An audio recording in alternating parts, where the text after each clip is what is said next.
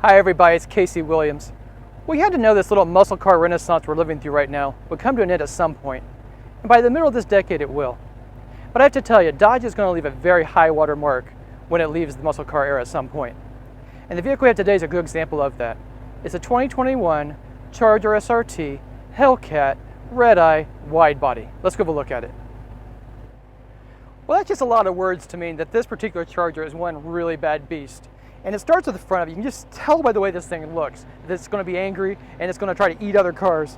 It starts with the Hellcat logo right here, the air intakes for the supercharger, of course the lower front splitter, the flat black hood. I really like that.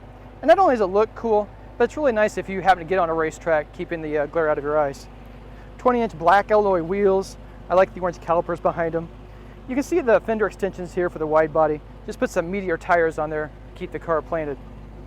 I really like this blue color too. I think it looks really good. Fender extensions back here in the back over the wheel wells, looks good. Come around the back, you get the LED racetrack tail lamps that have become the Charger's hallmark. Twin exhaust outlets, nice little spoiler. I just like the look of the car though. But when you just get those big tires on there, the big meaty tread, the fender extensions, just looks really, really cool. Well, unlike some other sportier fast cars, the Charger Hellcat's a very comfortable car to be in. You know, you hear the exhaust rumbling and stuff, you'll wake the neighbors when you get them up in the morning. But from the inside, it's actually a very pleasant place. Because you're really starting with a big, comfy, full-size car. And it starts with these big, huge seats with the big bolsters. They hold you in, but they're all day comfortable. You can take a long, long trip in them and just kind of relax and enjoy it.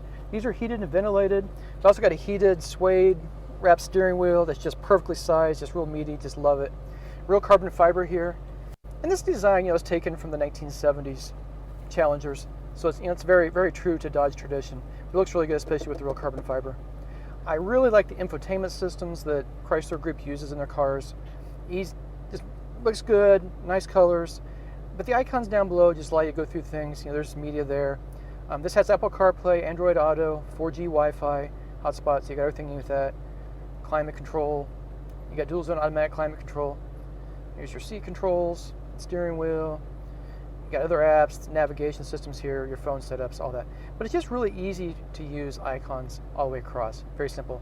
If you don't want to touch screen it, you can also do it by voice, or you've got redundant controls down below, volume, tuning, easy to go through stations, climate controls here too.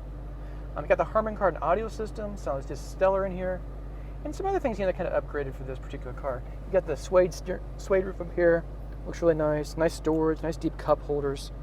You got the 220 mile per hour speedometer. That's how you know you've got the top of the Charger line. And they didn't forget safety completely. You've got blind spot warning, rear cross path detection too. Well, the heart of this beast is a 6.2 liter supercharged V8 engine. Delivers 797 horsepower. Routes that to the rear wheels through an 8-speed automatic transmission. But what I really love about this car is just the way the exhaust rumbles, the howl of that supercharged when you step on it hard, and it will absolutely move. 0 to 60 in 3.6 seconds, a top speed of 203 miles per hour. They did not build supercars like this back in the original muscle car era. Absolutely great. And unlike those old cars back in the old days, this has a chassis that can handle that kind of power. This vehicle was derived from the 1990s Mercedes E-Class, back when Chrysler was married to Daimler. So it's got a really good 4-wheel independent suspension system, and it manages that power very well. This is the wide body, so you get the really meaty rubber out there.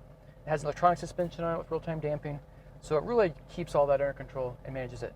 I have to admit though, if those big tires and get over some rough pavement, it can get a little jittery.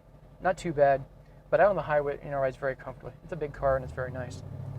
Fuel economy, as you might imagine, in this car is not stellar, but for what this car is capable of and the size of the engine and the power, not terrible.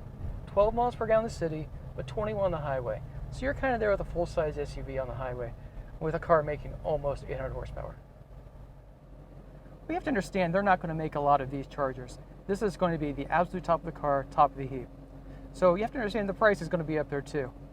A base Charger starts just over $30,000 with the V6. This one is more than 3 times that at $92,150.